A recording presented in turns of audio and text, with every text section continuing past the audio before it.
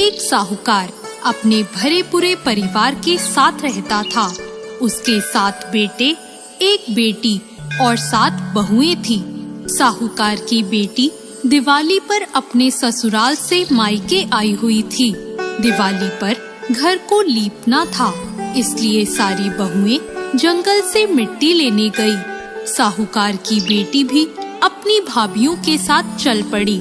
साहूकार की बेटी जहाँ मिट्टी खोद रही थी, उस स्थान पर साहू अपने बच्चों के साथ रहती थी। मिट्टी खोदते हुए गलती से साहूकार की बेटी की खुरपी की चोट से साहू का एक बच्चा मर गया। इस पर क्रोधित होकर स्याहू ने कहा, मैं तुम्हारी कोख बांधूंगी। साहू के वचन सुनकर साहूकार की बेटी अपनी 7 भाभियों से एक-एक कर विनती करने लगी कि वह उसके बदले अपनी कोख बंधवा ले। सबसे छोटी भाभी अपनी ननद के बदले अपनी कोख बंधवाने के लिए तैयार हो गई। इसके बाद छोटी भाभी के जो भी बच्चे होते वो 7 दिन बाद मर जाते। 7 पुत्रों की इस प्रकार मृत्यु होने के बाद उसने पंडित को बुलाकर इसका कारण पूछा। पंडित ने सुरही गाय की सेवा करने की सलाह दी। सुरही गाय सेवा से प्रसन्न हो जाती है और छोटी बहू से पूछती है कि तू किस लिए मेरी इतनी सेवा कर रही है और तू मुझसे क्या चाहती है। जो कुछ तेरी इच्छा हो वो तू मुझसे मांग ले। साहूकार की बहू ने कहा, स्याहू माता ने मेरी कोख बांध दी है, जिससे मेरे बच्चे जीवित नहीं बचते। अगर आप मेरी कोख स्याहू माता से खुलवा दें तो मैं आपका उपकार मानूंगी।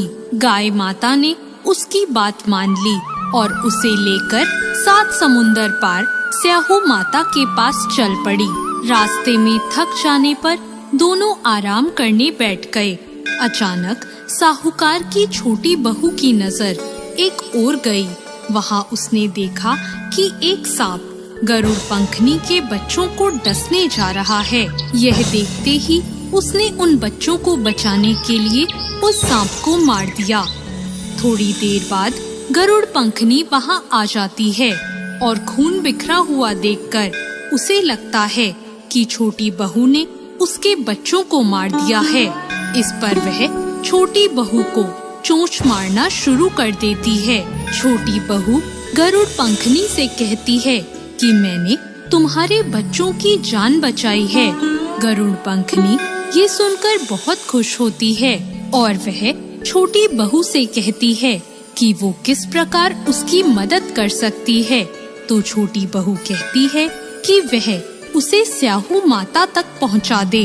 गरुड़ पंखनी सुरही गाय और छोटी बहू को अपनी पीठ पर बिठाकर 7 समुंदर पार करवा देती है और उन्हें स्याहू माता के पास पहुंचा देती है। स्याहू माता सुरही गाय को देखकर बोलती है कि बहन, तुम तो बहुत दिनों में आई हो। फिर उन्हें कहती है कि मेरे सिर में बहुत जूं पड़ गई है। तब साहूकार की बहू सलाई लेकर उनकी जुएं निकालती है, जिससे स्याही माता खुश हो जाती है और बोलती है कि तूने मेरी बहुत जुएं निकाली है, इसलिए तेरे 7 बेटे और 7 बहुएं हों।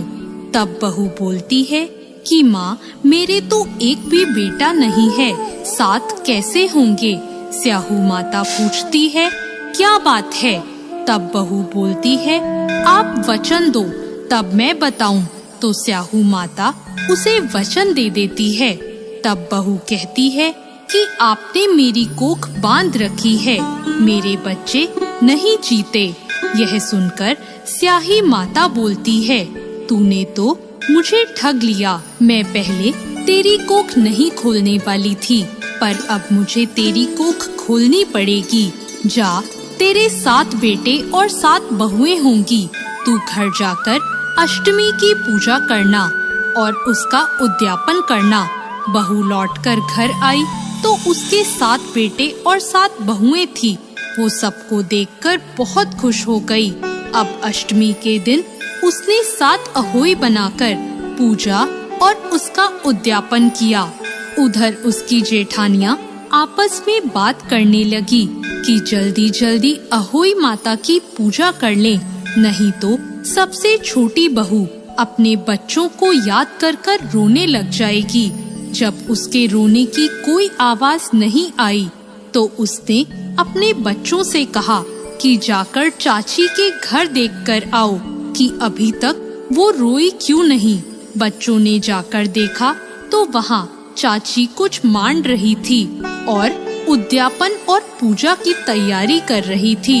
उन्होंने जाकर अपनी माताओं को ये बात बताई। यह सुनते ही जेठानियाँ दौड़ी दौड़ी उसके घर आई और उससे पूछा कि तेरी कोख कैसे छूट गई।